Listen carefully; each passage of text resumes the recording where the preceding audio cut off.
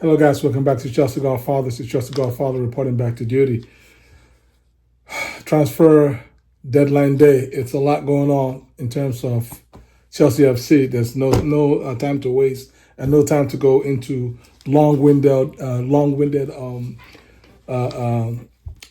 details. Number one, Ben Chilwell on loan to Crystal Palace. It's a done deal.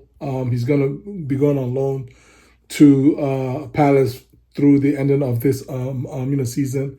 Chelsea's going to get a loan fee. I don't really know what the loan fee is amount is. I've kind of tried to find it, and obviously we know that his weekly pay is high. So I would presume that Chelsea will pay a percentage of his salary. I believe somewhere between 20 to 30%, maybe around 25 percent, with Palace paying the other 70 or 75%. The usual loan fee that we've been seeing for other deals is roughly around £5 million. So I would presume it'll be somewhere in that neighborhood. Guys, you guys already know Ben Chilwell has been nothing but a professional. This is injuries. He's pretty much in the same boat as Reece James, in that when he was fit, he did the job for us.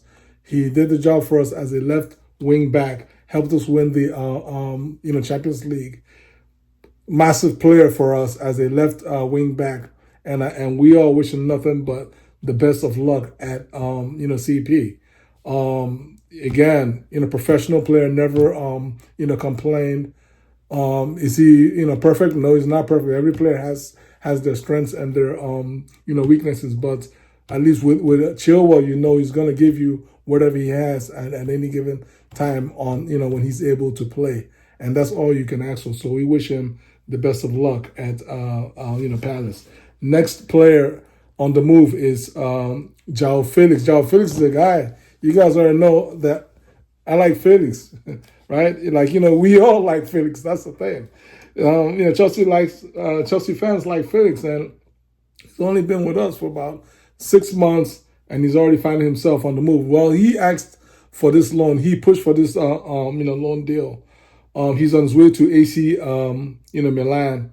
For the end of the season, through the end of the season, loan deal only, £5 million loan fee. Plus, they're going to pay his salary. There's no option to buy, so he's going to be coming back to Chelsea. He asked for a loan deal because Maresca just has not been playing him.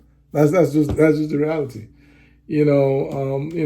Maresca has not done enough to give him a chance in the starting lineup or even off of the bench. And there's been opportunities where Maresca could have brought him in. Games where we're having a rough time trying to score goals, right? He's like an extra player. He can create, he can score the odd goal, and he wasn't given that chance. He's a talented player. Everybody knows that, and he just wants to play. And so I don't know that any Chelsea fan blames him for wanting to move out on loan to AC Milan. So he's on his way to AC Milan. It's a done deal. Then the next deal, this is a deal that is not going through. That's the Christopher Nkunku deal. He's going to be staying. He's not going to Bayern, and he's not going to Man U. He's not going to Man U because partly, if you want, or arguably because Garnacho is not coming to us. Thank you, Lord. I did not want Garnacho, and I hope whoever came up with that crazy idea of a 60 million or is it 80 million pound Garnacho, however much his fee is, please just let that idea die a slow and quiet death. I don't want to hear any possibility of Garnacho wearing this shirt. We have enough players that are better than him at Chelsea right now, right? Garnacho type player is not our problem. Our problem is, striker. You guys already know that. The next player to talk about is Axel Disasi. Axel Disasi, it appears like he's going to be staying. it feels like he's going to be staying at Chelsea. You know, we he wants to go to Aston Villa. He's reached personal terms with Aston Villa to go out on loan. But Aston Villa does not want to pay the loan fee. They don't want to pay the loan the loan fee that we put in place. And notwithstanding, or in addition to that, Chelsea is not really keen on sending him to Aston Villa because Chelsea sees Aston Villa as a direct competitor in terms of our goals and objectives pushing for top four. So ideally, Chelsea would rather him go to Tottenham, Spurs, rivals. But obviously Spurs is they're a little bit stuck in the mud right now, even though they beat Brentford 2-0, I believe, on Sunday. So, but they're obviously so far away from a top four race, and so Chelsea, we feel like we can send them on loan to Spurs. I mean, they're not our problem right now. But Disasi does not want to go to Spurs. I mean, he's proper Chelsea. Jokes aside, he doesn't want to go to Spurs, and so the Disasi deal is pretty much on the shelf right now. It appears like he's going to be staying, and he's going to be staying on the bench because we have a lot of defenders right now, especially with Chalobah that has been called back, and he's been one of our best players since he's been called back. The next deal is midfielder, and that's really our done deal, really. MATHIS AMOUGOU, he's French slash Cameroonian Africa. He's a French slash Cameroonian player, a French player of Cameroonian descent, right? And he's played all I believe he's born in France, and he's played under 16, under 17, under 18, under 19 for France. And he came up through Saint Etienne system. He's played for the Saint Etienne B team, and he's currently playing in a French League One for their first team squad. I believe made about 8 or so appearances. His strengths is he's mobile. He likes to tackle. He reminds me a bit more of Ramirez.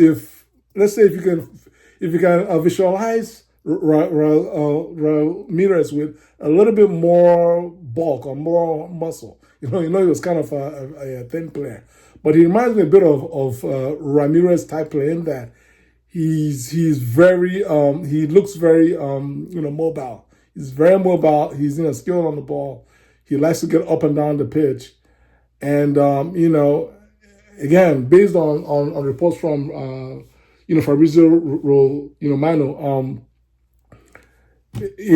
because some folks felt like, well, this is going to be a blue gold deal. It's going to Strasbourg, but Fab is saying no, that he's going, that he's being brought to be cover for Enzo, for Caicedo and Lavia. Obviously, Lavia is barely around, so it's really more like Enzo and Caicedo. So, let's see. For me, we need a midfielder. And you guys already know that this ownership group is not going to buy, 26, 27-year-old midfielder. So Chelsea fans should just, understand where we are. And, all the moaning and the, meltdown is not doing anybody any, favors. You cannot on one hand say, oh, leave Andre, Santo in France and leave Leslie Ugochukwu at Southampton. You don't want to quote unquote disrupt their development. But then when they then buy another young, they're going to buy another young midfielder. If they don't bring those guys back, we need somebody. Then the same fan base will then begin to complain. So you can't have your cake and eat it too. The reality is a numbers game. The way I see it is, The worst case deal is we are bringing MATHIS Amougoù here. He gives us a cover off of the bench. And worst case deal, we bring Santos back next season and send Amougoù back to France to play for Strasbourg. So it's a win-win. It's a win-win deal. So this, I don't see us losing for the deal. For me, it's a good deal. And the young boy looks like a promising player. And we've been lacking legs in midfield. We are lacking legs in midfield because the only legs we have right now is Caicedo. Enzo is a different profile of midfielder.